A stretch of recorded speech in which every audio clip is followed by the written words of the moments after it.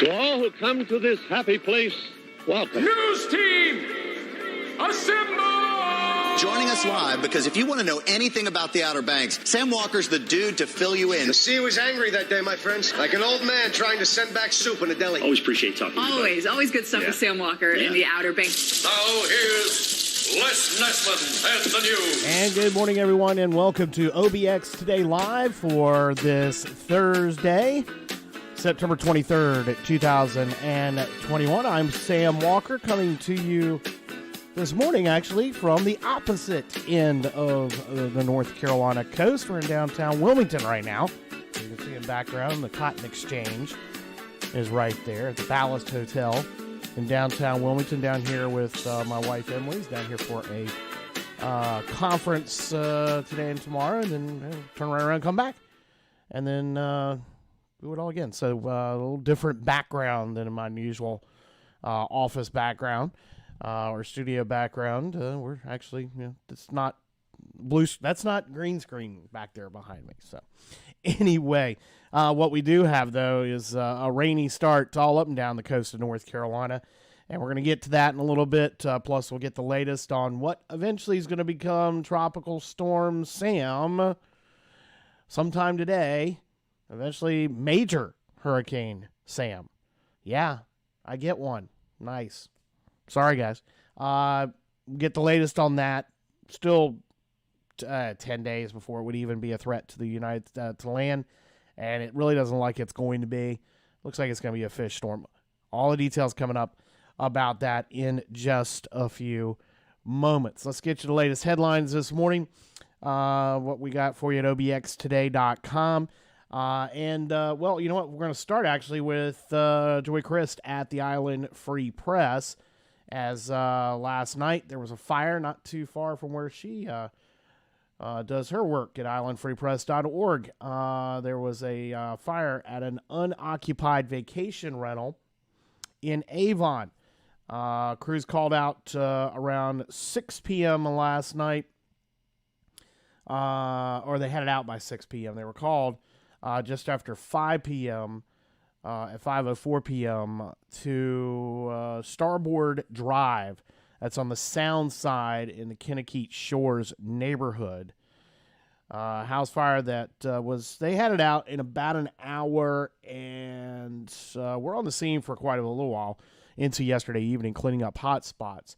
Fire report at 5:04 p.m., Avon, Buxton, Frisco, and Hatteras volunteer fire departments, along with Dare County EMS, Dare County Sheriff's Office, Cape Hatteras Electric Cooperative, and the Highway Patrol responded to this fire on Starboard Drive in Avon. Crews headed out in about a half an hour about an hour. Like I said, they arrived at, was reported at 5:04, 6 o'clock. It was under control, and again, the crews were on the scene into the evening yesterday. Stephen Kovacs, Dare County Fire Marshal, said there were some vacation rental guests staying at a house in the Soundside area, but only one was home at the time of the fire. So that's an update, where previously we were under the impression there was nobody there. It was unoccupied at the time, but turns out that there were folks there. In fact, let me pull up our display here. I'll get you some. Can't do that. Okay, give me a second here. Got to make it a one screen adjustment. And then we can, I want to share some photos from the scene that Joy Chris got, as well as some of the photos from Epic Shutter. They had some photos from last night's fire. Anyway, there's some good art with this one, so I thought it's definitely worth sharing. So let's pull up the display capture for you real quick here. There you go. Zoom down on these. It's always fun to be your own producer here. When you have to be your own producer, your own director, your own sound person. There's all kinds of fun here. So the rental was occupied at the time. One person was home at the time when the fire started, according to Fire Marshal Steve Kovacs. There were no injuries reported, although several firefighters were treated at the scene for smoke inhalation. Cause of fire is unknown as of now. Jenny Kuntz with Epic Shutter got some pretty good drone photos of that fire in progress yesterday evening. And then Joy with some aftermath fires, some of the other photos that were shared. So that is some of the latest. That's the latest on what happened yesterday down in Avon with a house fire at a vacation rental. Thankfully, nobody was injured. All right, moving on here on this Thursday morning. Dare County yesterday reporting its 19th death from COVID-19. The 19th death. It is the fourth death of a Dare County resident in the past month. And there is some question that's been going on, and we've seen these questions, and we now have addressed one of them.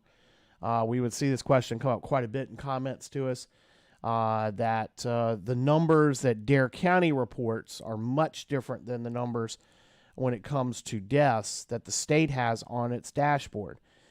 And we didn't get any details about this latest death as far as an age and things like that. But the North Carolina Department of Health and Human Services dashboard shows 11 deaths for Dare County, whereas the county reports 19.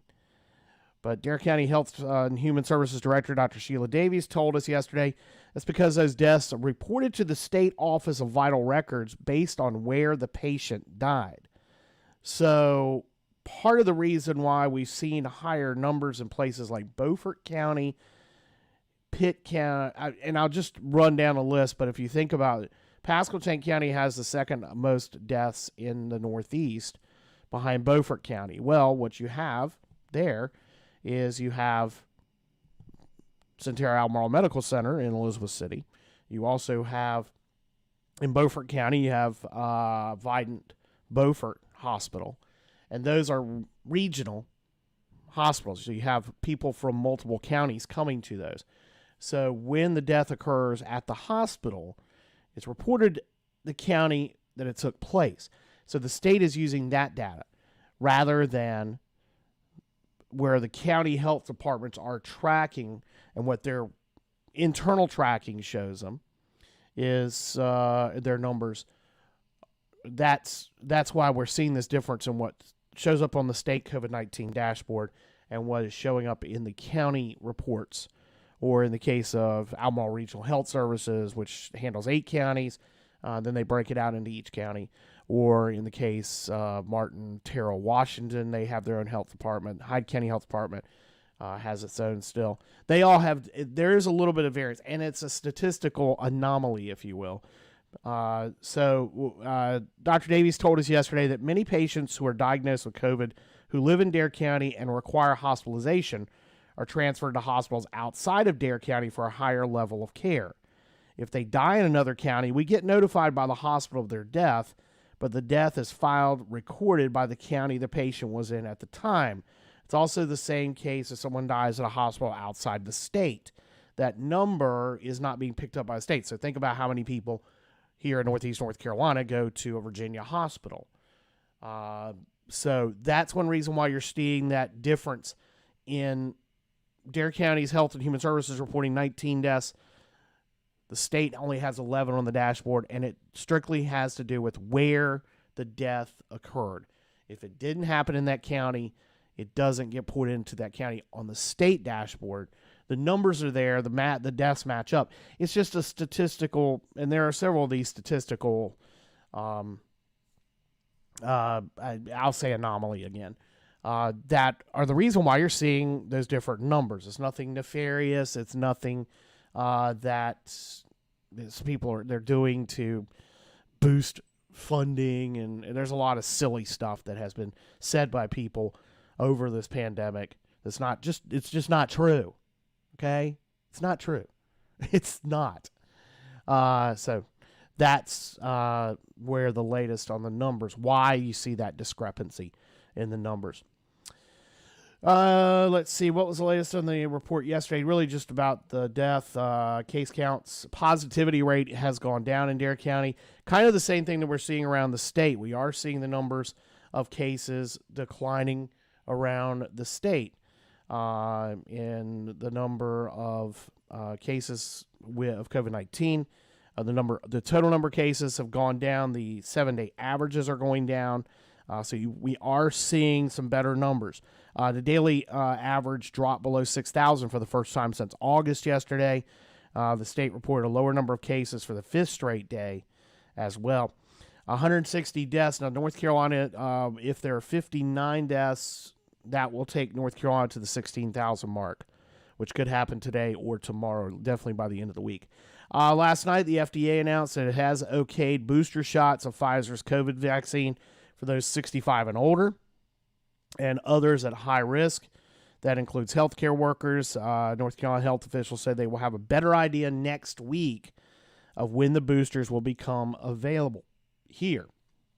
That was one thing that was put out earlier this week by the Department of Health and Human Services for North Carolina, is that they are ready for the booster shots, but not quite ready, and they are going to put out information about that when they are ready and when the local health departments or when they're going to start handing or sending out that increased numbers. It all had to do with getting these approved. Once which vaccine was approved for the boosters, then they could start figuring out which ones they're going to send out. So we'll see that jump probably happen in the next couple of days. Let's see.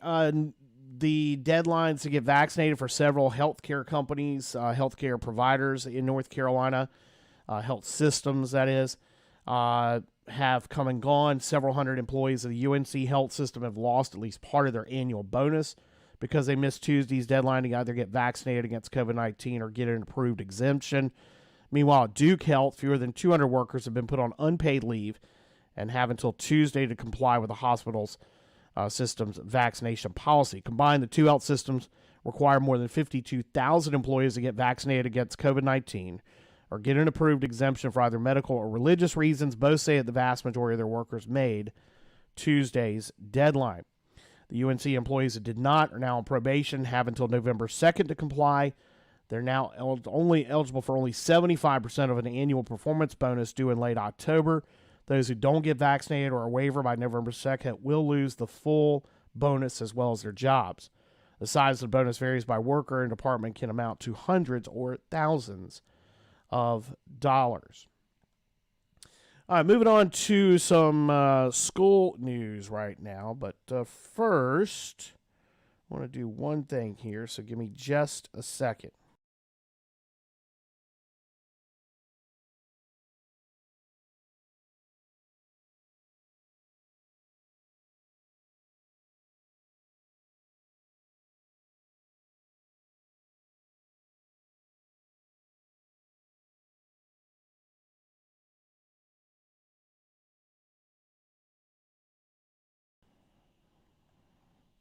Okay.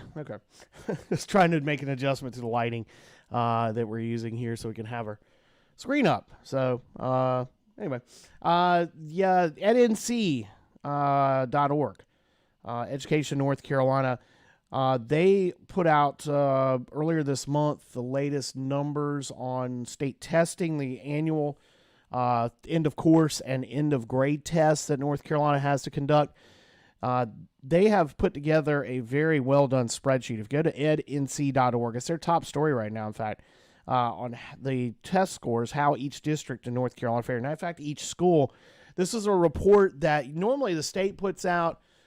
They also will put out the actual numbers that they will put out this report, but they also do the grading for each school. But it's also based on performance, not just on those state tests, but other factors are worked into that.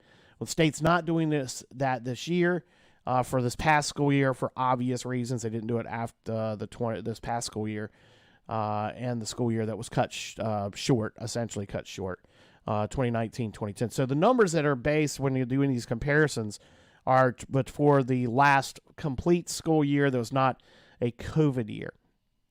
And looking at those numbers, they did break out a pretty good breakdown on how each school did.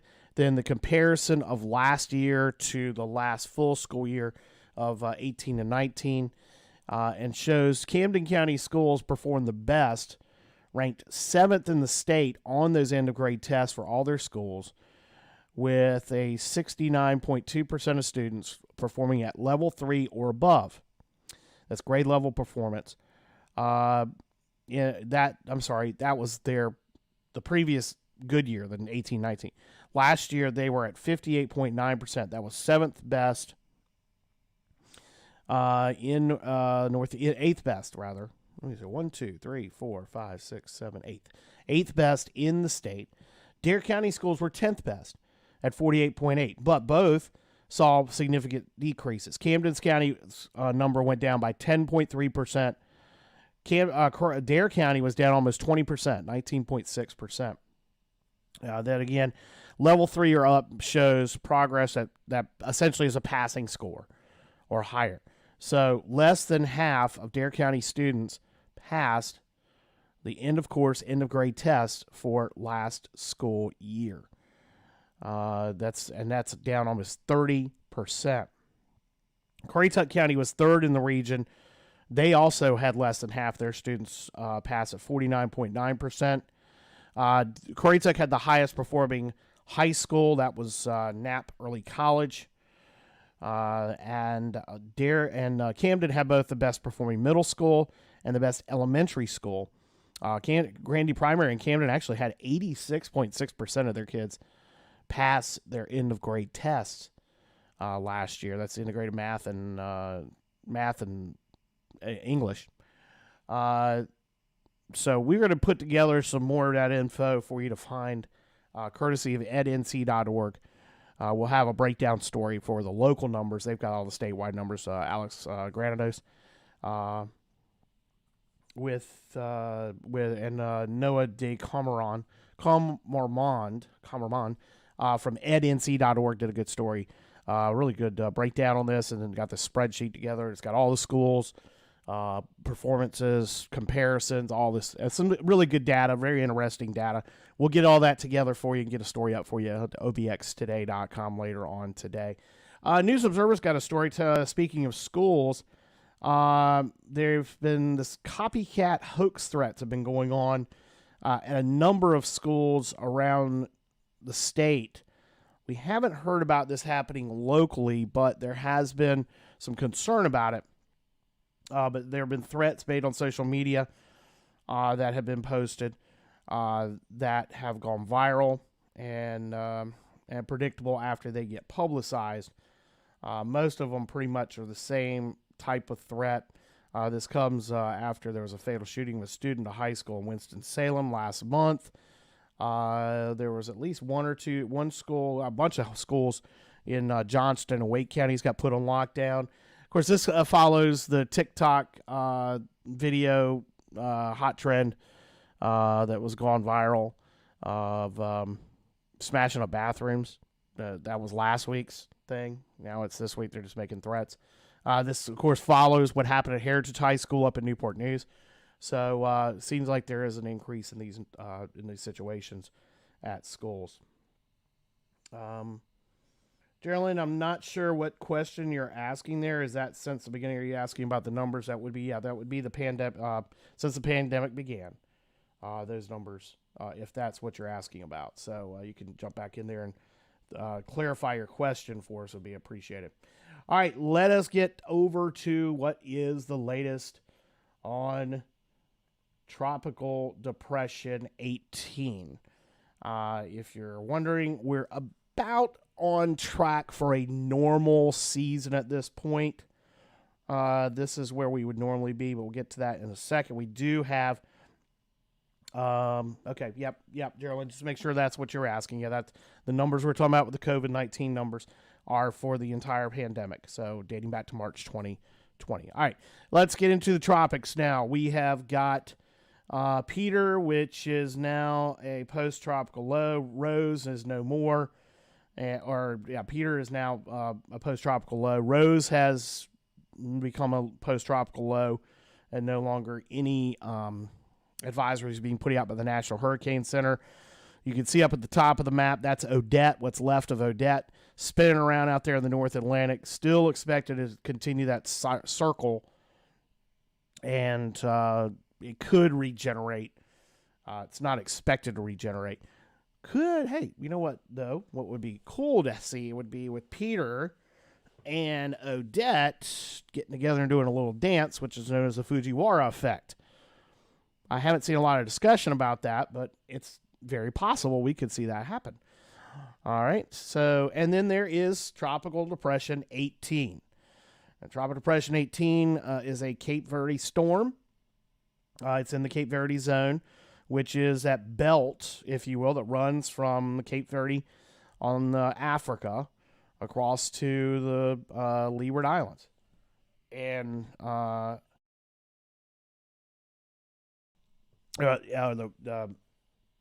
and that is where most of our storms come from this time of year.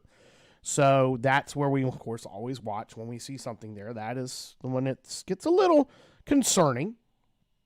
But right now, things are not all that concerning when it comes to TD18. Now, TD18 would eventually is forecast to become Tropical Storm Sam. There is on satellite from this morning.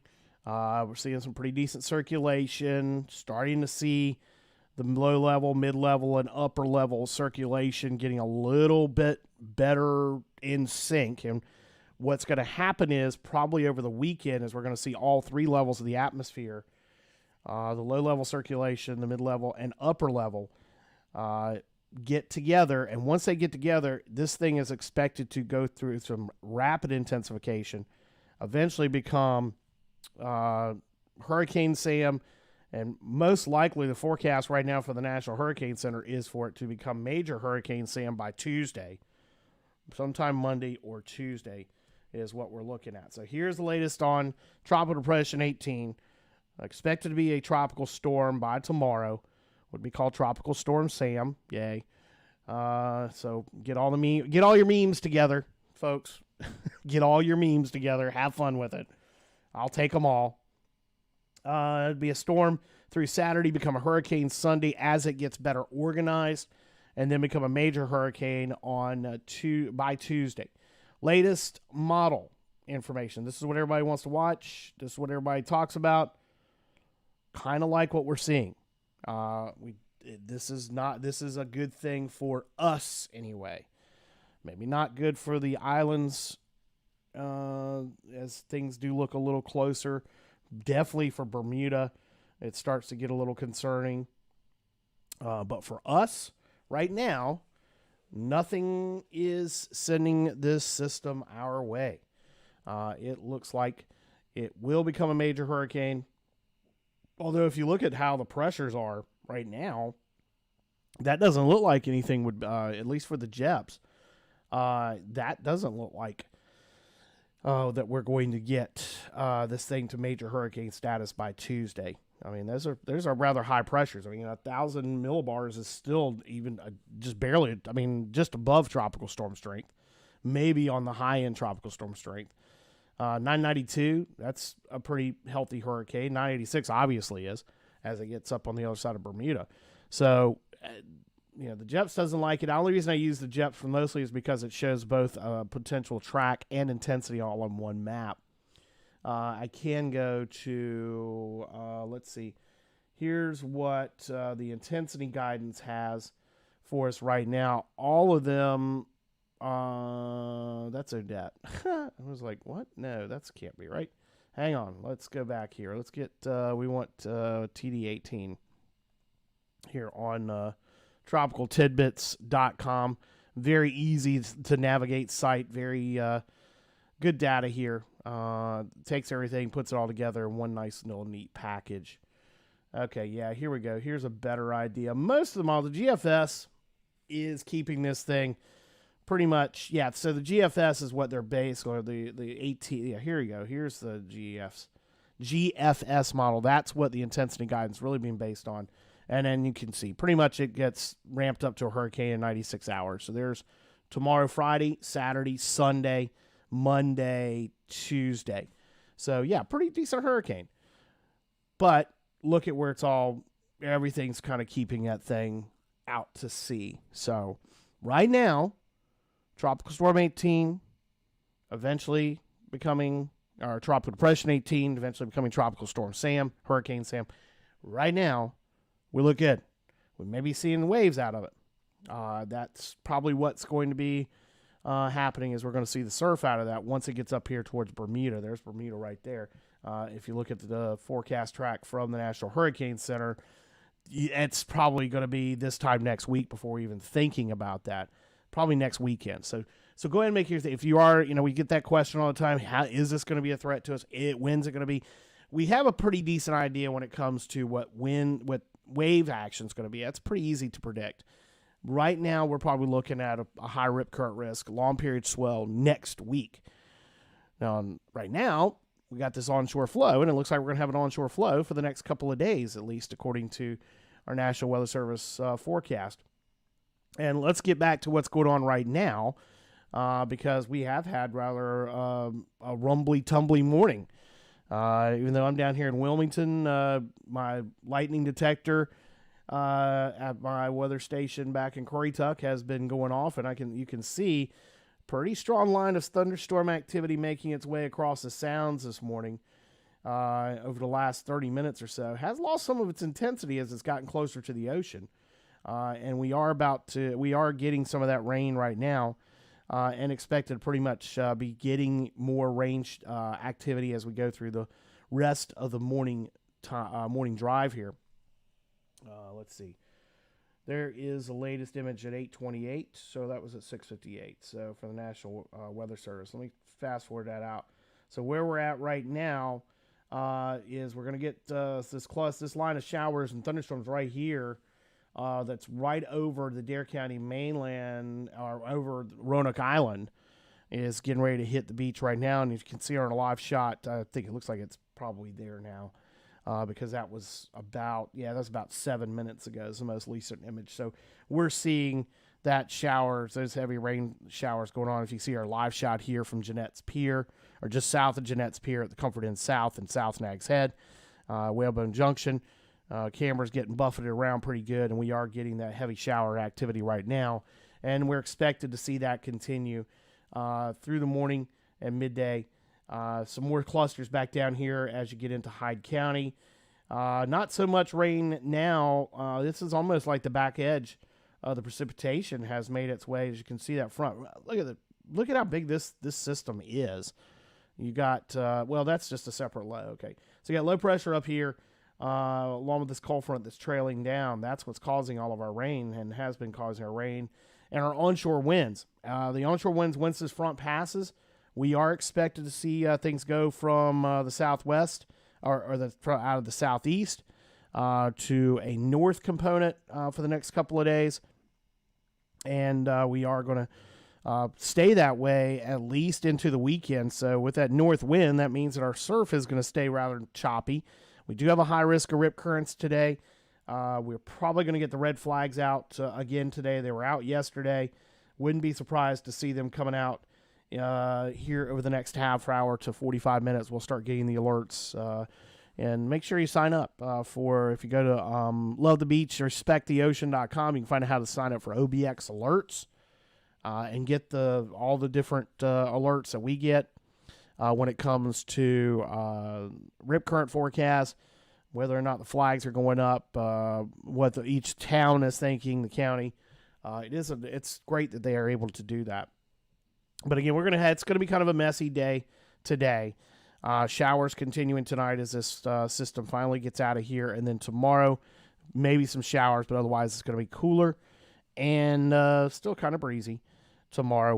But the rain's going to get out of here. And we're supposed to be dry run on through the middle part of next week, according to the OBX Today Weather Center forecast. And I'll jump back into that in just a second. Let's see what else we got. Hey, you know what, Joy Chris, so I'll go back. Joy's got another story up that we've got. Now we've got that. I need to get that posted up on our site here. Here again, go back to the house fire, but I'm going to click back over to what Joy has. There, nope. Where is it? Island features. Here we go. There's a new photo exhibit down at the Salvo Community Cemetery. And if you've been to obxtoday.com recently, you might have seen some ads running for this. There's a team of local residents, and there's a photo exhibit that was installed last week. In fact, a week ago, Thursday, that was unveiled. The Salvo Community Cemetery outlines the history of the area, the years-long effort to bring attention to the historic site, continued threat of coastal erosion, not only to Soundside Salvo, but the Outer Banks in general. And this photo exhibit actually is rather interesting. And it's about many of those who are interred at the Salvo Cemetery, but also the history of the cemetery. Some of the old photos back when it first was in need of attention and was, between Hurricane Isabel and all the different coastal storms we've had since, and the Soundside floods, Irene, Dorian, etc. All the different storms and the damage that it had done to the Salvo Cemetery until they were able to get it stabilized. So this new photo exhibit is up on the fence on the outside of the cemetery. It's 41.5 foot long weatherproof mesh banner. And again, includes photos of residents interred at the cemetery, a synopsis of the cemetery's role in the history of the island, and the challenges the site continues to face in the age of climate change for this 150-year-old cemetery. It's a really cool story that Joy Chris has got up at obxtoday.com. Has photos of what the cemetery looked like before all the work was done, and then about the banner project as well. Justin Cook created it, and we've got a link to it at obxtoday.com that you can check out right now, courtesy of the Island Free Press and Justin Cook. Like I said, they had let us know a while back and actually had run some ads about this project that they were doing down at the Salvo Cemetery. All right, coming up this weekend is the Dare County Motorsports Group, their annual toy run. The Bike and Jeep toy runs can be played Saturday. Today, they're actually getting things ready to roll and set up for it. And we got Jeep Invasion coming up tomorrow and Saturday. That's going on over at the Soundside in Nags Head. And but the reason I bring up the toy run is because we're going to be talking to Terry Gray from the Dare County Motorsports Group We're going to talk with him later today, and we're going to play that back for you tomorrow. We'll have it at obxtoday.com. About Terry Gray, member of the the Kitty Hawk Board of Killable Hills Board of Commissioners. He's going to be, we're going to do a Zoom with him coming up here in about an hour, as my light has now died. So let's see if we can get some better exposure here as we wind things down. There we go. Yeah, that's not it. Got to do the camera control. There, yeah. There he is. Hello. Okay, that's better. We'll apply that. But we got Terry Gray coming up tomorrow on the show. He's going to join us here. We're going to do a little Zoom with them next hour because they are doing their setup this morning and give you a chance to see all the stuff that they've got so far. It's been donated, how they do this. But, of course, this is to raise money for the Dare County Toy Run to benefit the children in Dare County with toys during the holidays. So the Toy Run is Saturday. We got the details for you on the Things to Do page at obxtoday.com. Terry's going to be on the show with us tomorrow to talk more about that.